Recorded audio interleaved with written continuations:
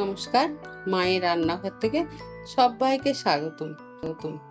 আজ আমি নিমকি বানাবো, সেই জন্য এখানে 250 ময়দা নিচ্ছি।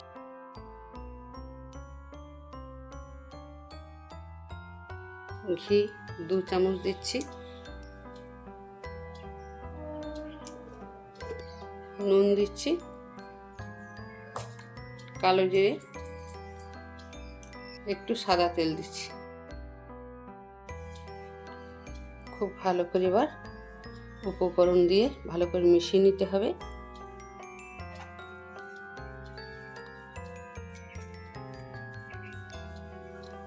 ভালো করে মেশানো হয়ে গেছে, দেখুন এইভাবে হবে ডালাটা।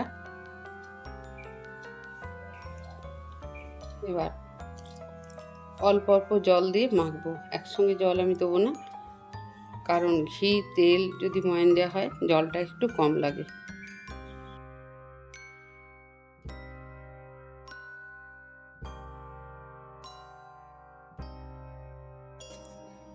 মাখা হয়ে গেছে, দেখুন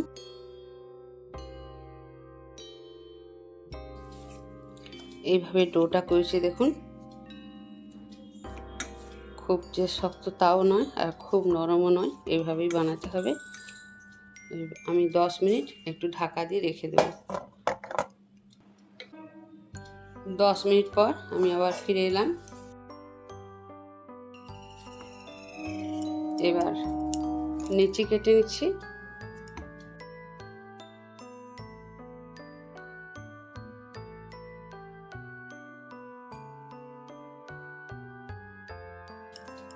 কর্নফ্লাওয়ার দিয়ে বেলবো, আমি অল্প অল্প করে দেবো।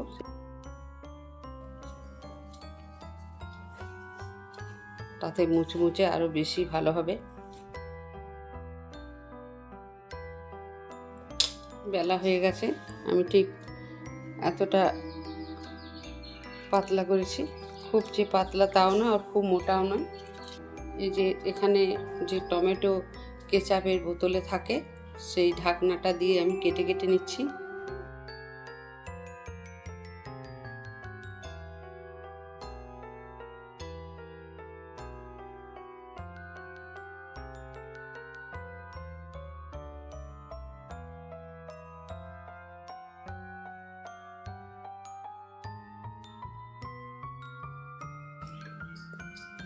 সব কাটা হয়ে গেছে, দেখুন এভাবে আস্তে আস্তে ছাড়িয়ে নিতে হবে।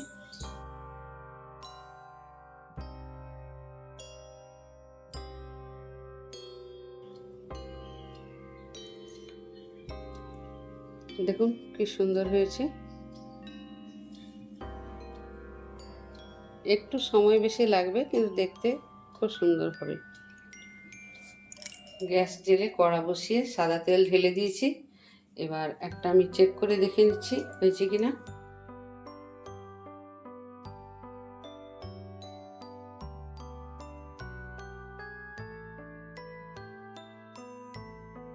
তেলটা খুব ভালোভাবেই গরম হয়ে গেছে। এবার নিমকিগুলো দিয়ে দিচ্ছি।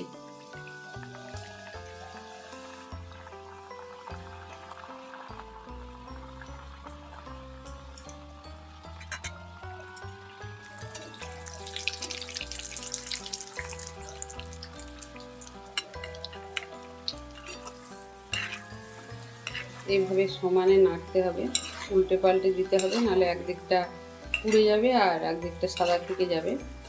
সমানে নেড়ে নেড়ে এভাবে ভাজতে হবে। এভাবে দেখবেন যখন একটু কড়ার মধ্যে একটু আওয়াজ লাগছে, তখনই জানবেন হয়ে গেছে। এবার আমি তুলে নেব।